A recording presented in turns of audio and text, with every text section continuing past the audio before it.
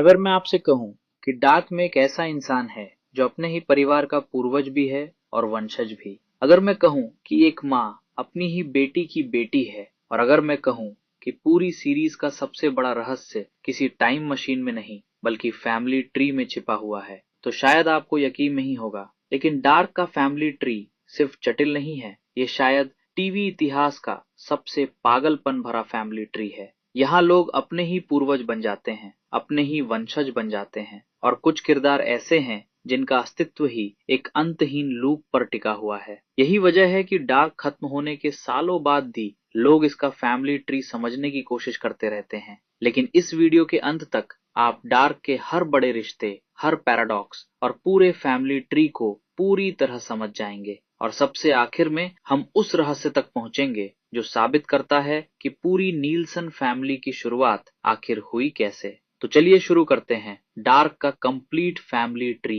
Explained. सबसे पहले हमें विंडन के 4 मुख्य परिवारों को समझना होगा: नीलसन फैमिली, कानवॉल्ड फैमिली, टीडमन फैमिली और डॉपलर फैमिली। शुरुआत में ये 4 अलग अलग परिवार दिखाई देते हैं, लेकिन जैसे जैसे कहानी आगे बढ़ती है हमें पता चलता है कि इन चारों की जड़ें एक दूसरे में उलझी हुई हैं। सबसे पहले बात करते हैं नीलसन फैमिली की। नीलसन फैमिली की शुरुआत एग्नस नीलसन से होती है। एग्नस का बेटा है ट्रॉन्टे नाइल्सन। ट्रॉन्टे बड़ा होकर जना से शादी करता है और उनके बेटे का नाम है उल्रिक नीलसन। उल्रिक और कैथरीना की शादी होती है। उनके 3 बच्चे हैं: मैग्नस नीलसन, मार्था नीलसन और मिकेल नीलसन। यहीं से डार्क की सबसे महत्वपूर्ण घटनाओं में से एक शुरू होती है। मिकेल साल 2019 में गायब हो जाता है, लेकिन असल में वह समय में पीछे जाकर साल 1986 में पहुंच जाता है। वहां इनेस कानवॉल्ड उसे गोद ले लेती हैं और मिकेल का नया नाम बन जाता है माइकल कानवॉल्ड। यहीं से नीलसन फैमिली और कानवॉल्ड फैमिली आपस में जुड़ जाती हैं। माइकल बड़ा होकर हैना से शादी करता है और उनके घर जन्म होता है जोनस कानवॉल्ड का। अब ध्यान दीजिए, मिकेल मार्था का भाई है और जोनस मिकेल का बेटा है, यानी जोनस और मार्था एक ही फैमिली ट्री का हिस्सा हैं। यहीं से डार्क का सबसे बड़ा पैराडॉक्स शुरू होता है। अब बढ़ते हैं कानवॉल्ड फैमिली की ओर। कानवॉल्ड फैमिली बाहर से सामान्य दिखती है, लेकिन वास्तव में इसकी पूरी शाखा नीलसन फैमिली से पैदा हुई है। माइकल कानवॉल्ड असल में मिकेल नीलसन है, और जोनस का अस्तित्व तभी संभव है जब मिकेल अतीत में जाकर माइकल बने। अगर मिकेल कभी समय यात्रा न करता तो जोनस कभी पैदा ही नहीं होता। अब आते हैं टीडमन फैमिली पर। इस परिवार की शुरुआत होती है ईगॉन टीडमन और डोरिस टीडमन से। उनकी बेटी है क्लॉडिया टीडमन। क्लॉडिया आगे चलकर पूरी कहानी की सबसे महत्वपूर्ण किरदारों में से एक बन जाती है। क्लॉडिया की बेटी है रेजिना टीडमन, और रेजिना की शादी अलेक्जेंडर टीडमन से होती है। उनका बेटा है बार्थोस टीडमन। शुरुआत में बार्थोस सिर्फ जोनस का दोस्त दिखाई देता है, लेकिन बाद में पता चलता है कि वह पूरे फैमिली ट्री के सबसे महत्वपूर्ण लोगों में से एक है। अब यहाँ एक बड़ा रहस्य सामने आता है। पूरी सीरीज में दर्शकों को लगता है कि ट्रॉन्टे नीलसन रेजिना का पिता हो सकता है, क्योंकि क्लॉडिया और ट्रॉन्टे के बीच एक रिश्ता था। कई बार ऐसा लगता है कि रेजिना नीलसन ब्लडलाइन का हिस्सा हो सकती है, लेकिन आखिर में क्लॉडिया एक महत्वपूर्ण सच जानती है। रेजिना का असली पिता ट्रॉन्टे नीलसन नहीं बल्कि बर्न्ड डॉपलर है। यही कारण है कि जब नॉट खत्म होता है तब भी रेजिना ओरिजिन वर्ल्ड में जीवित रहती है। रेजिना उन कुछ लोगों में से एक है जो वास्तव में ओरिजिन वर्ल्ड से संबंधित हैं।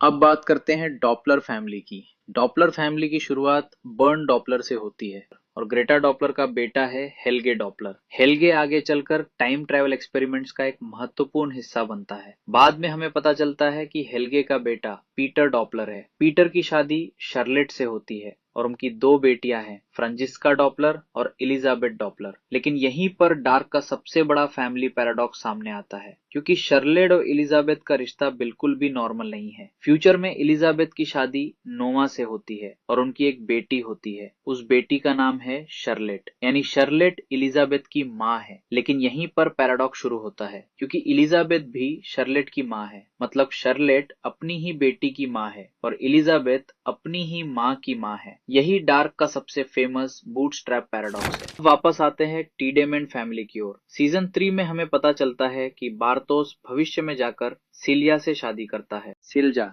कौन है? यहाँ कहानी और भी दिलचस्प हो जाती है। सीजन 3 में हैना समय यात्रा करके साल 1953 में पहुंच जाती है। वहीं उसकी मुलाकात युवा ईगोन टीडेमन से होती है। समय के साथ दोनों के बीच एक रिश्ता बनता है और इसी रिश्ते से सिल्जा का जन्म होता है। यानी सिल्जा हैना काहनवाल और ईगन टीडेमैन की बेटी है। इसका मतलब है कि सिल्जा क्लाउडिया टीडेमैन की सौतेली बहन है। यही वह कनेक्शन है जो काहनवाल फैमिली और टीडेमैन फैमिली को और भी गहराई से जोड़ देता है। बारतोस और सिल्जा के 2 बच्चे होते हैं, हानो टाइबर यानी नोआ और एग्नेस नाइल्सन। यहीं से एक और बड़ा खुलासा होता है। नोआ और एग्नेस भाई बहन हैं। उनके पिता बार्टोज हैं और उनकी माँ सिल्जा है। इसका मतलब है कि नोआ और एग्नेस दोनों टाइडमैन फैमिली से जुड़े हुए हैं। अब एग्नेस पर ध्यान दीजिए, क्योंकि एग्नेस का बेटा है ट्रॉन्टे नील्सन और यहीं से नील्सन फैमिली की पूरी शाखा शुरू होती है। लेकिन ट्रॉन्टे का पिता कौन है? यहीं डार्क का सबसे बड़ा रहस्य सामने आता है। सीजन 3 में हमें द अननोन दिखाई देता है। वह एक साथ बच्चा, जवान और बूढ़े रूप में दिखाई देता है और यही किरदार एडम और ईवा की दुनिया के नॉट का केंद्र है। द अननोन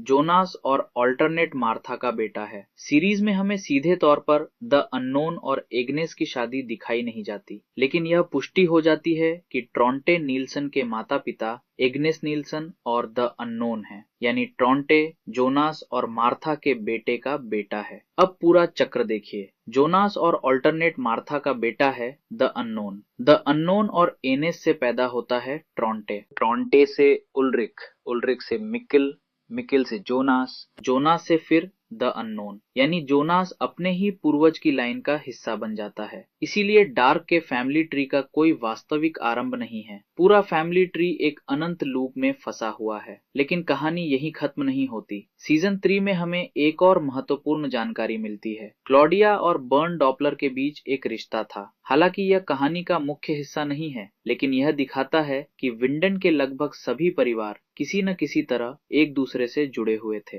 और यही रिश्ता आगे चलकर रेजिना के असली पिता के रहस्य को भी समझाता है। अब अगर पूरे फैमिली ट्री को एक साथ देखें तो पता चलता है कि नाइल्सन, काहनवाल, टाइडमैन और डॉपलर परिवार अलग अलग नहीं हैं। ये सभी एक ही नॉट का हिस्सा हैं। कुछ लोग अपने ही पूर्वज हैं, कुछ लोग अपने ही वंशज हैं और कुछ लोग अपने ही माता पिता बन जाते हैं। आखिर में क्लॉडिया को पता चलता है कि एडम और ईवा की दुनियाएं असली नहीं हैं। दोनों दुनियाएं एक तीसरी दुनिया यानी ओरिजिन वर्ल्ड से पैदा हुई हैं। जब जोनास और मार्था ओरिजिन वर्ल्ड में जाकर दुर्घटना को रोकते हैं, तब पूरा नॉट टूट जाता है और उसके साथ ही वे सभी लोग भी गायब हो जाते हैं जिनका अस्तित्व केवल उस नॉट की वजह से था। लेकिन रेजिना जीवित रहती है क्योंकि वह उस नॉट की नहीं बल्कि ओरिजिन वर्ल्ड की संतान है। यही वह अंतिम सुराग था जिसने क्लॉडिया को पूरी सच्चाई तक पहुंचाया और यही डार्क की सबसे खूबसूरत बात है। यह सिर्फ टाइम ट्रैवल की कहानी नहीं है, यह एक ऐसे फैमिली ट्री की कहानी है जिसका कोई आरंभ नहीं, कोई अंत नहीं, सिर्फ एक अंतहीन चक्र, एक नॉट जो पूरी सीरीज को जोड़ कर रखता है।